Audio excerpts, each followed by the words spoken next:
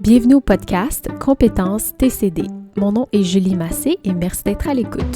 Aujourd'hui, nous explorons une compétence essentielle pour prendre soin de notre esprit en prenant soin de notre corps.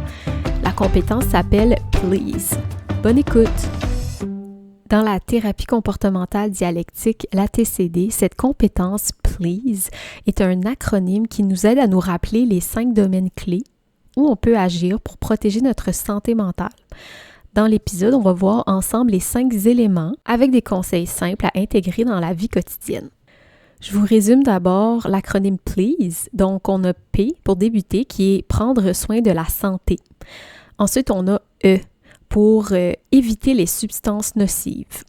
On a ensuite A pour équilibrer l'alimentation. On a ensuite S pour sommeil, donc réguler le sommeil.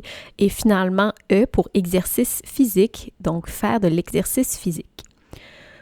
Commençons avec le premier, le P, qui est prendre soin de la santé physique. Quand on est malade ou qu'on n'est pas en forme, ça a un impact négatif sur nos émotions.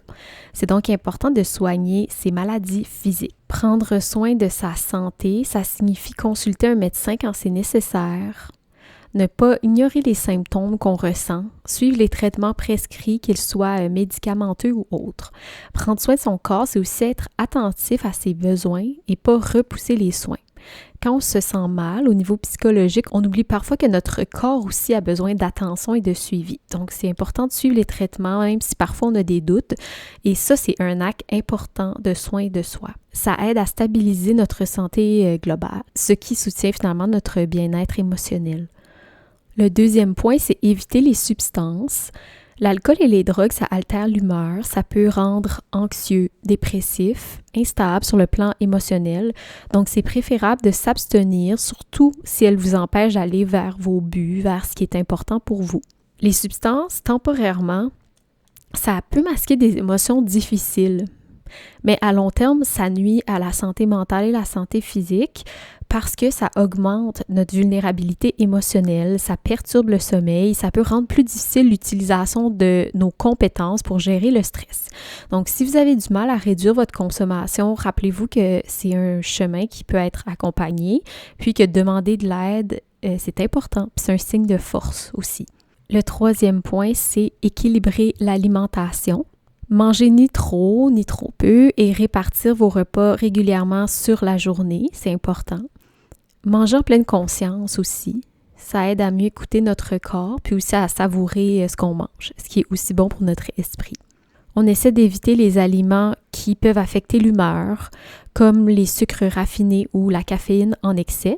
Et on se rappelle qu'une alimentation équilibrée, qui est riche en nutriments essentiels, ça aide à stabiliser l'humeur, l'énergie et donc notre capacité à faire face aux difficultés.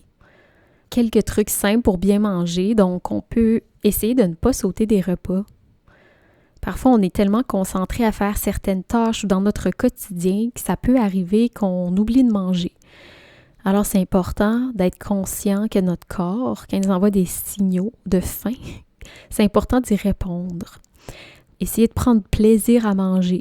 On peut aussi garder des collations avec nous pour en manger dès qu'on a faim. Si une des limites à bien manger, c'est qu'on n'aime pas cuisiner, mais ça pourrait être de cuisiner en plus grande quantité, puis congeler des portions. C'est important aussi pour aider à manger régulièrement de planifier les repas de la semaine et s'assurer d'avoir tous les ingrédients prêts chez nous. Donc, faire une liste pour l'épicerie, ça peut être pertinent. Préparer une partie des repas à l'avance, donc découper la tâche. Par exemple, si vous savez que vous allez cuisiner un repas qui demande plusieurs étapes, ça serait de préparer certaines étapes à l'avance, comme peut-être couper les légumes. Aussi, ça pourrait être de planifier une plage horaire dans son agenda pour justement faire la préparation des repas. Le quatrième aspect, c'est d'équilibrer votre sommeil. Un sommeil adéquat et réparateur, c'est habituellement entre 7 à 9 heures par jour et ça nous apporte l'énergie qui est nécessaire pour accomplir les tâches quotidiennes et gérer nos émotions. Quand on est fatigué, c'est plus facile de se laisser déborder, d'avoir moins de patience ou d'être plus anxieux. Et quand on est suffisamment reposé, on peut facilement gérer nos émotions. Si on souffre d'insomnie, c'est important de se lever à tous les jours à la même heure pour régler notre horloge biologique et donc d'éviter d'être à moitié réveillé la nuit et à moitié endormi le jour. C'est important aussi de limiter le temps qui est passé au lit. Par exemple, le nombre de temps qu'on fait une sieste par jour pour s'assurer finalement d'avoir un sommeil plus profond et réparateur la nuit. On essaie de ne pas utiliser le lit pour des activités comme regarder la télé, parler au téléphone ou lire durant la journée. On peut essayer d'éviter la caféine, la nicotine, l'alcool, les repas copieux tard dans la journée et de faire de l'exercice 3 à 4 heures avant le coucher. Quand on est prêt à aller au lit, fermer la lumière, garder la pièce calme et la température confortable et relativement fraîche, ça peut être aidant. Vous pouvez aussi utiliser des bouchons d'oreilles ou un masque sur les yeux ou mettre un bruit de fond si vous le désirez. On peut aussi se rappeler que manquer de sommeil, c'est pas catastrophique. Donc, si on fait de l'insomnie, on peut mettre l'accent sur cet élément-là. Et si vous ne pouvez pas vous rendormir, vous pouvez vous amuser à rêver, à reposer votre esprit, les yeux fermés, à vous dire « mon corps se repose » et utiliser des techniques de relaxation comme la respiration profonde. On essaie aussi de garder un rythme régulier en nous couchant et levant à des heures fixes. Aussi, c'est important d'essayer d'éviter les écrans avant de dormir. Puis on se rappelle qu'un bon sommeil, c'est essentiel pour que le cerveau puisse se reposer, traiter les émotions et nous aider finalement à être plus résilients. Le 5e pilier, c'est de faire de l'exercice physique régulièrement. On n'a pas besoin de faire du sport intensif. Une activité physique quotidienne de 20 minutes, ça suffit. Ça peut être une marche, du jardinage, du vélo ou même quelques exercices simples chez vous. Ça peut être de prendre les escaliers. Ça peut être de sortir marcher à la pause durant le travail ou bouger dès qu'on le peut. L'activité physique, ça libère des substances dans le cerveau qui améliorent l'humeur et qui diminuent le stress. Puis ça aide aussi à mieux dormir puis à nous sentir plus énergiques. Quelques trucs pour bouger plus. Ça peut être intéressant de bouger pendant que vous regardez des émissions que vous aimez. Ça peut être d'activer vos bras, vos jambes, d'étirer vos muscles.